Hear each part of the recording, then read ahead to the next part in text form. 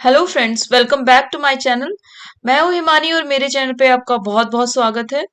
Friends, आज हम discuss करने वाले हैं all India institute of medical sciences AIIMS ने कुछ कॉमन रिक्रूटमेंट एग्जामिनेशन की काफी सारी रिक्रूटमेंट के लिए जो पोस्ट निकाली हैं उसके बारे में।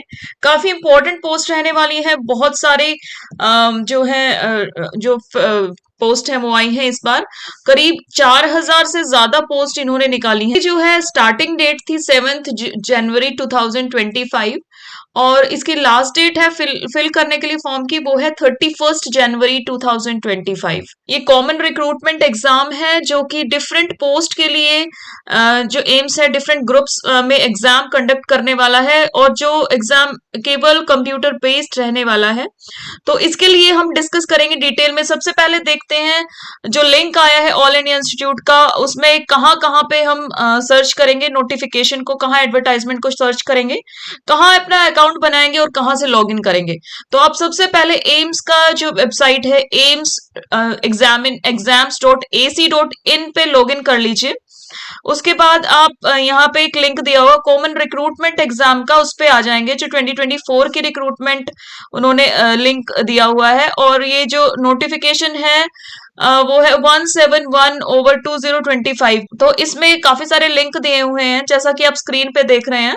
सबसे पहला लिंक है एडवर्टाइजमेंट का, इसमें डिटेल एडवर्टाइजमेंट की दी हुई है, देन नोटिफिकेशन डिटेल दी हुई है और उसके बाद क्रिएट अ न्यू अकाउंट और इसमें log in to apply. Apply करने के लिए आपको लॉगिन की जरूरत पड़ेगी, तो आपको अकाउंट क्रिएट करके लॉगिन करना पड़ेगा। सबसे पहले बता देती हूँ आपको नोटिफिकेशन में इन्होंने क्या दिया हुआ है। नोटिफिकेशन में इन्होंने स्टार्ट डेट, क्लोजिंग डेट, उसके बाद डेट ऑफ रिक्रूटमेंट एग्जामिनेशन, जो एडमिट कार्ड है वो 3 दिन पहले इशू होगा एग्जाम के, और इंटीमेशन ऑफ द सिटी एक दिन पहले हो जाएगी कि आपका किस सिटी में एग्जाम होने वाला है। उसके बाद डेट ऑफ एग्जाम रहेगी 26 से 28 फरवरी तक। तो ये डिफरेंट ग्रुप्स में एग्जाम होगा, तो इन्होंने जो डेट की 3 दिन के लिए जो एग्जाम है वो रखा हुआ है 26, 27 और 28।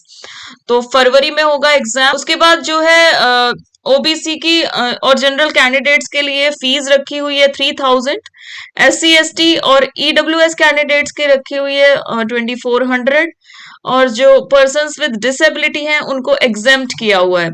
तो हालांकि फीस काफी ज्यादा है यहाँ पर, बट फिर भी जो रिक्रूटमेंट हो रही है वो काफी इंपॉर्टेंट है, तो आप इस के लिए जरूर प्रिपेयर करिए अच्छे से और एग्जाम दीजिए।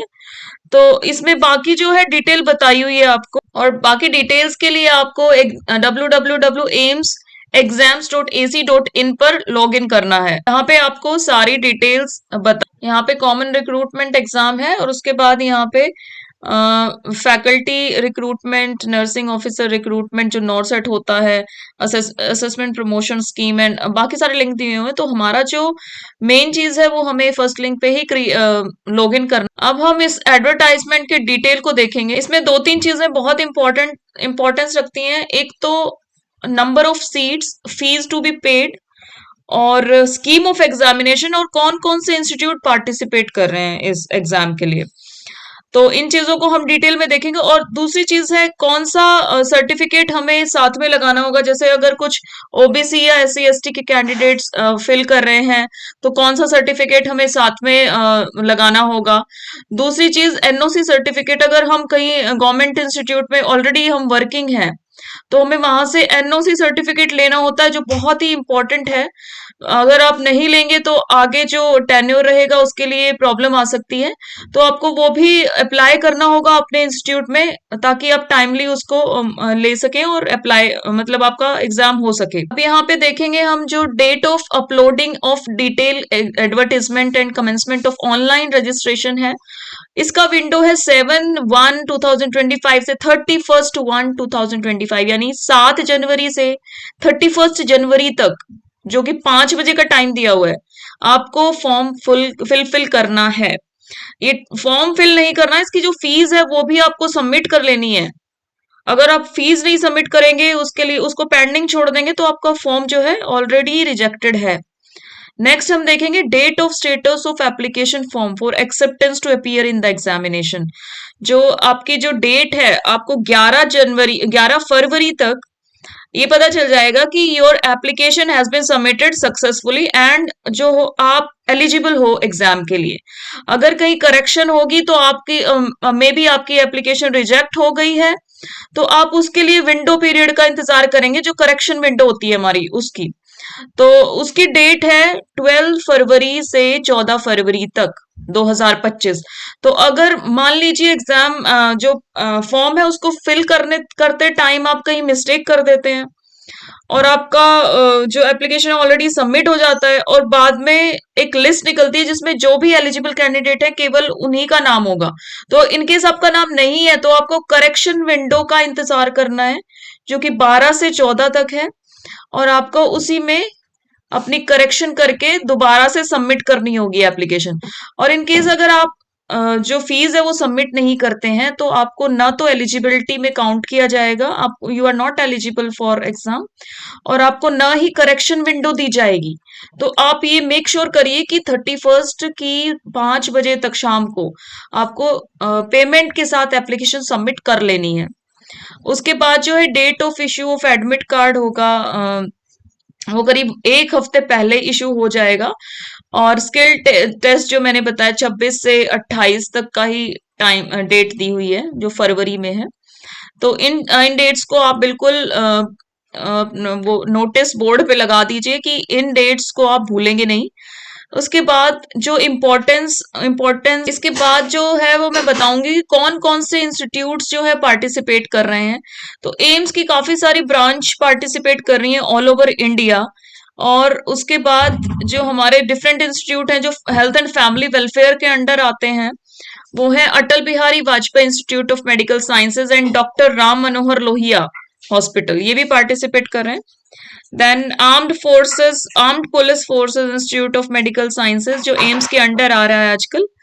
उसके बाद ईएसआई पार्टिसिपेट कर रहा है। Then regional institute of medical sciences RIMS Imphal, ये भी पार्टिसिपेट कर रहा है। देन बहुत सारे डिफरेंट हॉस्पिटल इसमें आए हैं। Regional institute of paramedical and nursing sciences ये आइजवाल में है, ये भी पार्टिसिपेट कर रहा है जो कि मिजोरम में है। उसके बाद वर्धमान मेडिक महावीर जो सफदरजंग जिसको बोलते हैं वो भी पार्टिसिपेट कर रहा है। Then rural health training centre RHTC जो नजफगढ़ का है, ये एक रूरल हेल्थ सेंटर है, वो भी पार्टिसिपेट कर रहा है। देन ICMR जो Indian council of medical research भी पार्टिसिपेट कर रहा है। नेक्स्ट हम देखेंगे कि जो हमारा एप्लीकेशन प्रोसेस है वो कैसा रहेगा। सबसे पहले हमें रजिस्टर करना है, उसके बाद हमारी जो रजिस्ट्रेशन के बाद जो लॉग इन विंडो आएगी उस पे हमें जो है एप्लीकेशन फिल करनी होगी। ये जो एप्लीकेशन है इसका लिंक www.aimsexams.ac.in पर ही मिलेगा, जो मैंने पहले ही आपको बता दिया है।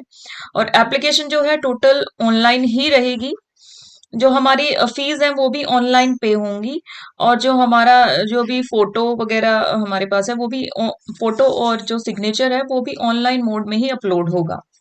हमें कोई भी जो है ना हार्ड कॉपी किसी भी डॉक्यूमेंट की एम्स में नहीं भेजनी है, तो ये बात आप ध्यान रखेंगे।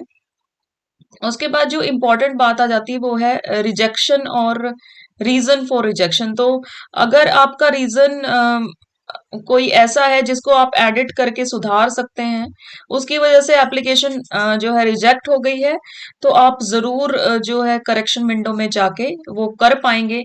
बट मेक इट श्योर कि आप पहले ही एप्लीकेशन को प्रॉपर तरीके से भरें ताकि रिजेक्शन का कोई सवाल ही पैदा ना हो। उसके बाद जो है हमारी डेट्स, इम्पोर्टेंट डेट्स इन्होंने स्पेसिफाई करी हैं कि इम्पोर्टेंट डेट्स को ही आपको जो है ना एप्लीकेशन अपलोड कर देनी है। इसमें अपलोड इंस्ट्रक्शंस भी देखनी है, जो इमेज की अपलोड इंस्ट्रक्शन है उसी के अकॉर्डिंग हमारा फोटो और जो सिग्नेचर है वो अपलोड हो पाएंगे। बाद जो है चॉइस एंड प्रेफरेंस जो हमारे एग्जामिनेशन सेंटर का है वो भी पूछा जाएगा एप्लीकेशन में ही, तो आप उसको भी फिल करेंगे। जो एक्सपीरियंस सर्टिफिकेट और नो ऑब्जेक्शन सर्टिफिकेट जैसे मैंने पहले बताया था उसके लिए इन्होंने स्पेसिफाई किया है एक फॉर्मेट, उसी में आपको अपलोड करने होंगे, वो भी मैं आपको लास्ट में दिखाऊंगी, तो अभी आप कंटिन्यू रखिए इसको। देन उसके बाद एज रिलैक्सेशन जो भी गवर्नमेंट की सर्विसेज में एज रिलैक्सेशन देते हैं वो एम्स ने भी दी हुई है यहाँ पे।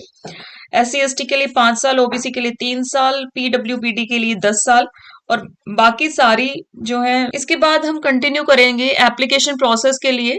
तो एप्लीकेशन जो है टोटल ऑनलाइन भरी जाएगी, जो www.aimsexams.ac.in पर भरी जाएगी। इसके लिए आपको पहले रजिस्ट्रेशन करना होगा और फिर अपने अकाउंट में लॉगिन करके आपको डिटेल्स फिल करनी होंगी। उसके बाद मैं ये बता दूं कि जो हमारी एप्लीकेशन है उसका रिजेक्शन और स्टेटस ऑफ एप्लीकेशन जानने के लिए आप जो है आपको जानना होगा। जो भी एलिजिबल कैंडिडेट्स हैं उनके लिए वो लिस्ट निकाल देंगे पहले ही। तो उसके लिए आपको देखना पड़ेगा कि मेरी एप्लीकेशन सेलेक्ट हो गई है कि नहीं। ये you need to make it sure before the you wait for the admit card. तो अगर कोई ऐसी चीज जिसको एडिट करके आप एप्लीकेशन को दोबारा सबमिट करेंगे तो सबमिट हो जाएगी। ऐसी अगर किसी रीजन से एप्लीकेशन रिजेक्ट हो गई है तो आप उसी टाइम जो करेक्शन विंडो मिलेगी उस टाइम पे जाके उसको करेक्ट भी कर सकते हैं। नेक्स्ट है जो अपलोड करेंगे आप इमेज, अपना फोटो या फिर सिग्नेचर, उसका जो है अपलोड इंस्ट्रक्शन आपको दी हुई है। वहां से आप पहले पढ़ लेंगे उसको जाके, तभी अपलोड करेंगे ताकि प्रॉपरली अपलोड हो जाए। उसके बाद चॉइस एंड प्रेफरेंस एम्स जो है पूछेगा कि आपको किस सिटी में एग्जाम की प्रेफरेंस है, तो वो भी आपकी एप्लीकेशन के अंडर ही आएगी। एक्सपीरियंस सर्टिफिकेट और नो ऑब्जेक्शन सर्टिफिकेट के वो आप इन्होंने जो फॉर्मेट दिया हुआ है जहां से भी आप लेंगे अपना नो ऑब्जेक्शन सर्टिफिकेट। जो एक्सपीरियंस सर्टिफिकेट है उसमें जो है उसमें काफी सारी डिटेल इन्होंने जो भी दी है वो होनी चाहिए। इसमें क्या क्या दी हुई है, एक तो ऑर्गेनाइजेशन और डिपार्टमेंट किसमें आपका एक्सपीरियंस है और कहाँ से कहाँ डेट तक है, मतलब उसमें डेट होनी चाहिए, मंथ होना चाहिए और ईयर भी होना चाहिए, इंडिकेटिंग द पे, बेसिक पे एंड कंसोलिडेटेड पे। तो सारी चीजें होनी चाहिए जो है सर्टिफिकेट में। नो ऑब्जेक्शन सर्टिफिकेट में भी जो भी है एम्प्लॉयर की डिटेल्स कंप्लीट होनी चाहिए। तो ये दोनों सर्टिफिकेट जो है काफी इंपॉर्टेंट है आपके लिए। तो ये प्रॉपरली आपको बनवाने हैं एम्प्लॉयर से, तभी इसमें अपलोड करने होंगे। इसके बाद एज रिलैक्सेशन का जो है सेक्शन आ जाता है। उसमें जो भी गवर्नमेंट एज रिलैक्सेशन देती है, SC ST OBC PWBD और जितने भी सारे सेंट्रल गवर्नमेंट और सिविलियन जो भी एम्प्लॉयज हैं उनके लिए, तो ये सारी डिटेल इसमें दी हुई है। तो ये आपको चेक कर लेना अगर आप कोई भी जो है मतलब कोई भी रिलैक्सेशन एज रिलेटेड लेना। बाद इन्होंने सर्टिफिकेट्स का सेक्शन लिया है, इसमें बताया है कि जो भी सर्टिफिकेट होंगे वो किस तरीके से फॉर्मेट होंगे। जो सर्टिफिकेट रिगार्डिंग फिजिकल लिमिटेशन है वो उसके लिए जो है एक फॉर्मेट दिया हुआ है जो एनेक्सर अपेंडिक्स A1 है। उसके बाद जो है सर्टिफिकेट रिगार्डिंग फिजिकल लिमिटेशन, उसके लिए एक वो जो फॉर्मेट दिया हुआ आपको उसी फॉर्मेट में अपलोड करने। तो आपको ये फॉर्मेट OBC सर्टिफिकेट के लिए दिया हुआ है, then format for EWS certificate के लिए। तो अलग अलग फॉर्मेट दिए हुए हैं, अब इन्हीं फॉर्मेट में आपको जो है ना सर्टिफिकेट्स बनाने होंगे। तो ये बात ध्यान रखिए कि अगर आप कोई भी रिलैक्सेशन लेना चाहते हैं तो आपको उसी फॉर्मेट में अपलोड करनी होगी। इसके बाद जो इम्पोर्टेंट चीज आती है वो है स्कीम ऑफ एग्जामिनेशन और नंबर ऑफ पोस्ट एंड जो स्प्लिट अप उन्होंने दिखाया है। तो ये काफी लंबा वीडियो हो जाएगा। Number of post and scheme of examination के लिए मैं एक सेपरेट वीडियो आपके लिए रखूंगी। उसमें स्कीम ऑफ एग्जामिनेशन में मैं डिस्कस करूंगी कि कैसा एग्जाम आएगा, आपको कैसे अपियर होना है और कितने मिनट्स के लिए कितने क्वेश्चंस करने होंगे। और दूसरी चीज जो इम्पोर्टेंट टॉपिक्स हैं उनको भी डिस्कस किया जाएगा। तो आप मेरी नेक्स्ट वीडियो का वेट करिए और प्लीज बने रहिए मेरी चैनल पे, ताकि आप आगे आने वाले जो है एग्जाम्स बिल्कुल दे पाएं और प्रॉपरली अपीयर कर पाएं। Thanks for watching my video and अगले वीडियो के लिए आप प्लीज सब्सक्राइब कर लीजिए मेरे चैनल को, ताकि जो भी नोटिफिकेशन है आपको मिलती रहे। Thank you, bye bye.